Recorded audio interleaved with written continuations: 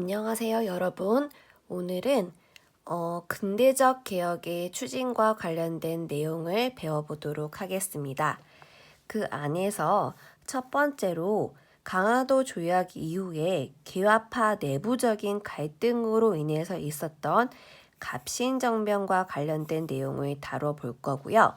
그리고 동학농민운동, 항일 의병 활동과 관련된 그 전신이라고 볼 수 있는 동학농민운동과 관련된 내용을 한번 살펴보도록 하겠습니다. 네, 오늘은 그 내용적인 양이 많다 보니까 동학농민운동의 전개 과정까지는 배우지는 못할 것 같고요. 동학농민운동의 그 배경과 관련된 부분, 거문도 사건과 그리고 방공령과 관련된 부분을 살펴보도록 하겠습니다.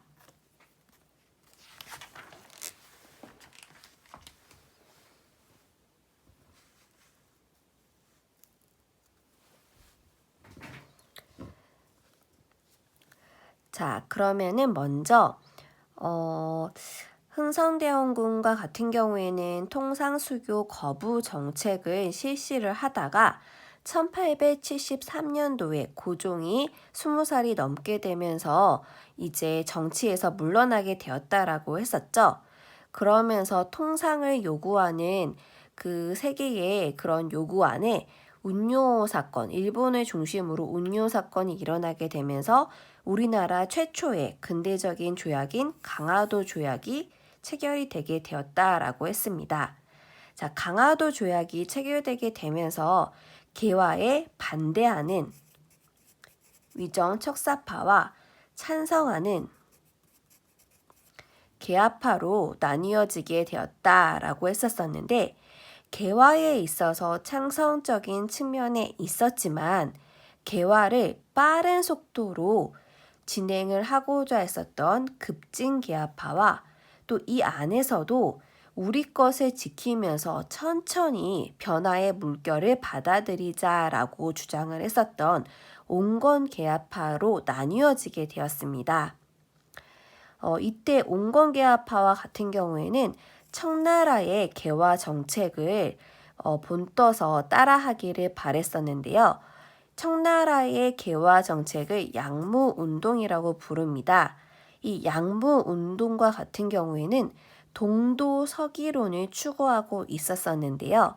이 동도서기론은 동도, 동양의 도, 그리고 서양의 기술, 동양의 도는 그대로 유지를 하면서 서양의 기술을 따르자라고 추구를 했었던 이제 개화의 물결을 동도서기론이라고 합니다.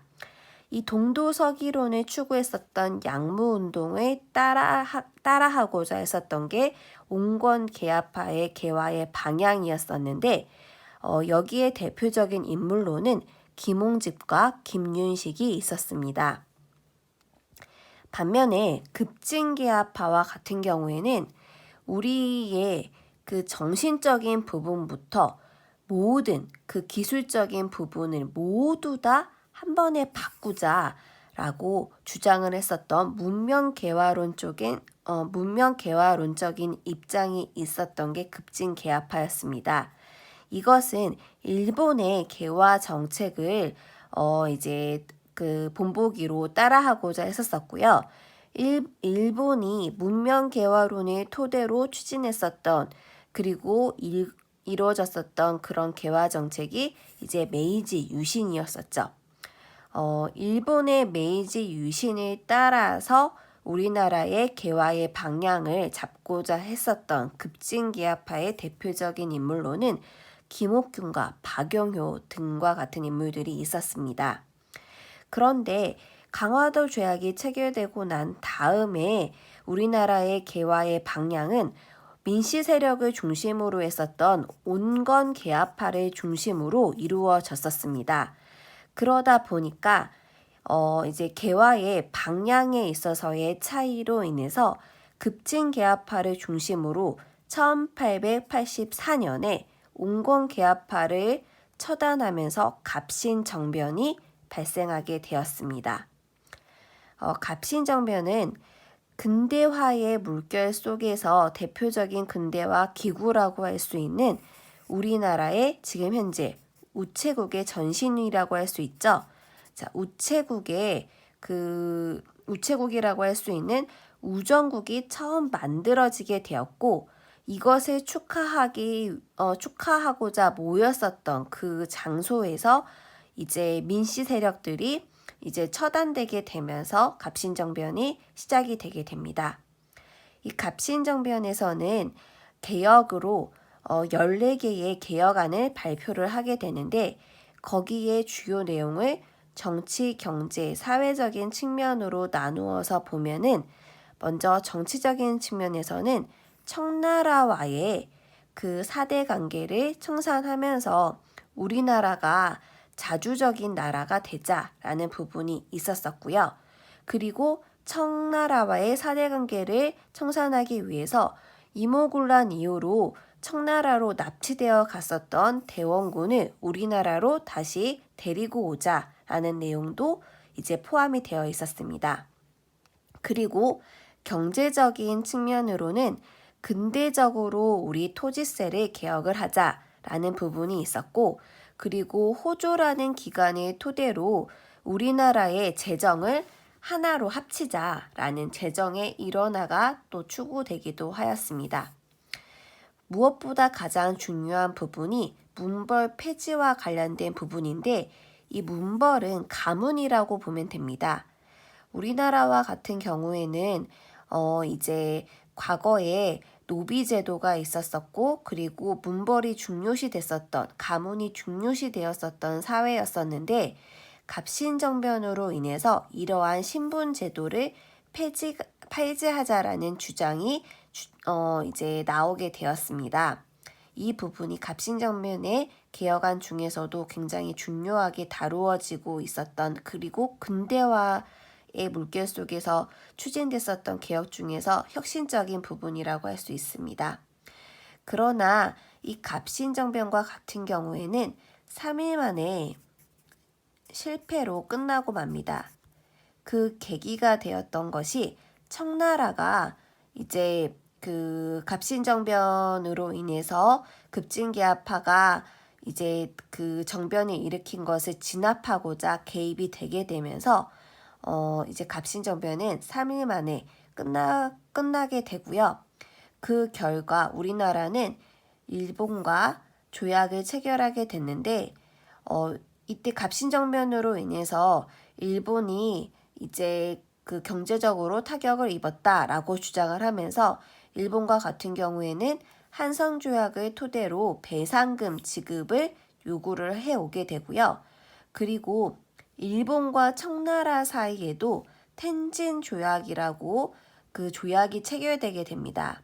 텐진 조약이 체결되게 되는데, 이 텐진 조약과 같은 경우에는 청나라와 일본의 군사를 우리나라에서 동시에 철수를 하는데, 만약에 그 추후에 우리나라의 청나라나 일본의 군사 둘 중에 한 나라의 군대가 조선에 들어오게 되면은 다른 나라도 들어오겠다라고 하면서 서로 조선을 두고서 이제 권력 다툼을 하는 그런 부분이 이제 부분으로 볼 수 있는 부분이 텐진 조약이었습니다.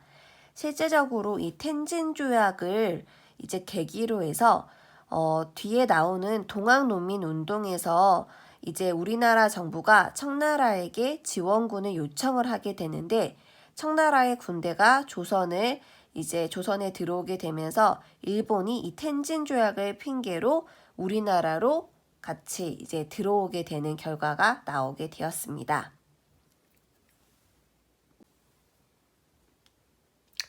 다음은 동학농민운동의 배경이 되었었던 검은도 사건과 방공령과 관련된 내용을 살펴보도록 하겠습니다. 검은도 사건과 같은 경우에는 영국이 우리나라의 작은 제주도의 아래쪽에 있는 한 섬을 불법적으로 점령했었던 사건을 말합니다. 이렇게 영국이 왜 우리나라의 한 섬을 불법 점령하게 되었는지 그 배경적인 부분을 한번 알아보도록 하겠습니다. 우리나라는 이때 당시에 청나라의 내정 간섭이 굉장히 심했었는데 청나라는 이모군란과 갑신정변 이후에 우리나라가 청나라의 도움으로 이모군란과 갑신정변이 진압이 되었었기 때문에 이 뒤로 청나라의 정치적인 영향력이 굉장히 커졌습니다. 조선과 같은 경우에는 이런 부분에 있어서 청나라의 간섭이 심해진 부분에 있어서 불만을 품고서 처음에는 미국에게 도움을 요청하였습니다. 미국에게 도움을 요청했었지만은 미국이 소극적인 태도를 보이게 되면서 청나라를 하기 위해서 다른 나라의 도움을 어디 구할 데가 없을까라고 살펴보는 와중에 러시아를 눈여겨보게 됩니다. 이때 당시에 러시아와 같은 경우에는 굉장히 추운 지역에 있음에도 불구하고 세계적으로 이제 힘을 펼치고 있었었는데요. 러시아가 세계로 힘을 갖다가 세력을 확대를 하기 위해서는 부동항 확보가 굉장히 중요한 부분이었습니다. 이 부동항이라는 것은 얼지 않는 항구예요.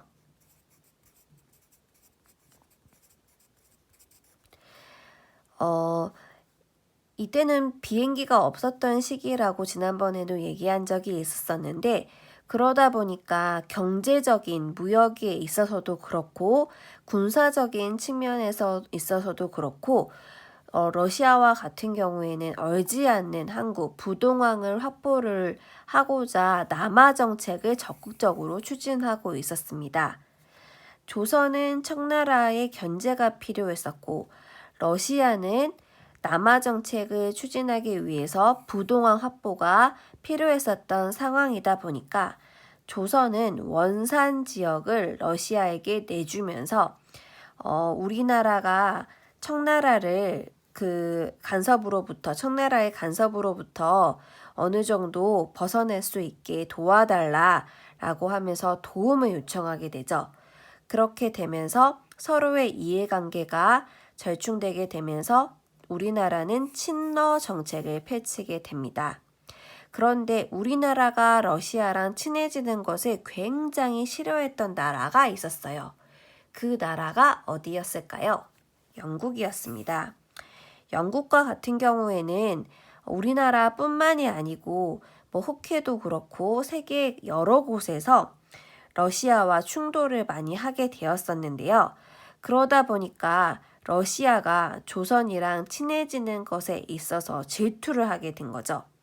그러면서 영국이 제주도의 아래쪽에 거문도를 불법적으로 점령을 하면서 조선이 러시아와 친해지는 것을 견제하게 됩니다. 이 사건을 거문도 사건이라고 하는데요.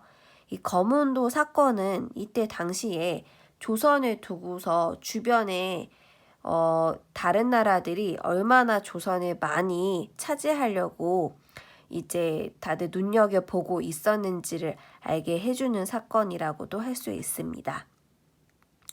그리고 또 동학농민운동의 배경이 되기도 했었던 사건, 방공령과 관련된 부분을 살펴보도록 하겠습니다. 이 방공령의 방은 막을 방이고 곡은 곡식할 때 곡이에요. 곡식 방출을 막는 명령인데 이것은 함경도의 지방관이었던 한부연도 관찰사 조병식이 이제 발표를 했었던 게 그 방공령입니다. 방공령은 우리나라 입장에서 보면은 나쁜 게 아니에요. 방공령은 일본이나 청나라의 경제적인 침투가 굉장히 심해졌을 당시에 그때 일본이랑 우리나라가 조약을 체결하게 되면서 일본은 우리나라의 공산품을 팔지만 조선은 일본에게 그 생활에 있어서의 먹거리인 쌀과 콩을 대량 수출을 하게 됩니다. 수출을 하게 되면서 우리나라가 잘 먹고 잘 살면은 문제가 안 되는데 조선에 흉년이 와도 우리나라가 먹을 것이 없는데도 불구하고 일본에 많은 쌀과 콩이 유출되게 되면서 우리나라에 굶어 죽게 되는 백성들이 너무 많아지게 되는 거죠. 그리고 일본뿐만 아니라 청나라와 같은 경우에도 이모곤란 이후에 이제 청나라 상인이랑 우리나라 상인이랑 동일시하면서 우리나라의 항구에서 교역을 할 수 있게끔 이제 조약이 체결되게 되었잖아요. 그렇게 되면서 청나라 상인들의 토대로 우리나라의 경제적인 침투도 극심해지게 됩니다. 그러면서 일본과 청나라로 인해서 우리나라가 이제 백성들이 식량 부족 문제로 굉장히 힘들어지게 되자 함경도의 관찰사 조병식이 우리나라의 곡식 유출을 막기 위해서 방공령을 발표하게 되죠. 그런데 이 방공령과 같은 경우에 이제 우리나라가 일본에 쌀과 콩을 수출했잖아요. 일본은 뭐 간장이나 뭐 된장 이런 것들로 요리를 많이 해서 먹는 나라가 지금도 일본이잖아요.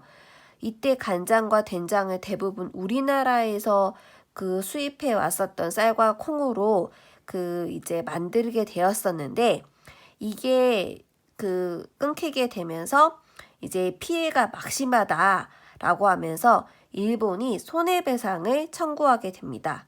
그런데 우리나라가 이때 당시에 떳떳하게 우리나라 백성들을 지키기 위해서 어쩔 수 없었다라고 얘기를 하면 되는데 우리나라가 너무 힘도 없고 비실비실하다 보니까 일본이 막 이제 그 본인들의 입장에서만 권리를 주장을 하고 계속 요구를 해 오는데도 불구하고 우리나라가 여기다가 그 손해배상을 갖다가 해주게 됩니다. 우리나라도 돈도 없으면서 부적절하게 대응을 하고 말죠. 그러면서 더 힘들어지게 되는 것은 결국에는 우리나라 농촌에 있는 소작농들이 되는 거죠. 그러면서 농촌을 중심으로 일본 반일 감정이 굉장히 거세어지게 되었었고 우리나라 정부가 제대로 처신을 못하는 거에 있어서 불만을 품고 그 농촌을 중심으로 동학이 점차적으로 확산되게 됩니다. 그래서 바깥으로는 이제 열강들의 세력 다툼 속에서 일어났었던 거문도 사건 그리고 안으로는 이제 그 방공령과 관련된 경제적인 침투로 인해서 침투와 관련된 이런 그 배경적인 부분으로 인해서 우리나라의 그 농촌을 중심으로 그 동학 농민운동이 일어나게 되었습니다. 원래는 이번 시간에 동학 농민운동까지 하려고 했는데 그러면은 너무 내용이 많아져서 여러분들이 소화하기가 너무 힘들 것 같아서 오늘은 여기까지 개념을 정리하도록 하고요. 다음번에 동학 농민운동의 전개 과정에 대해서 이제 개념 설명을 한 이후에 그 뒤에 EBS 강의를 이제 듣도록 하겠습니다. 그러면 다음 시간에 만나요.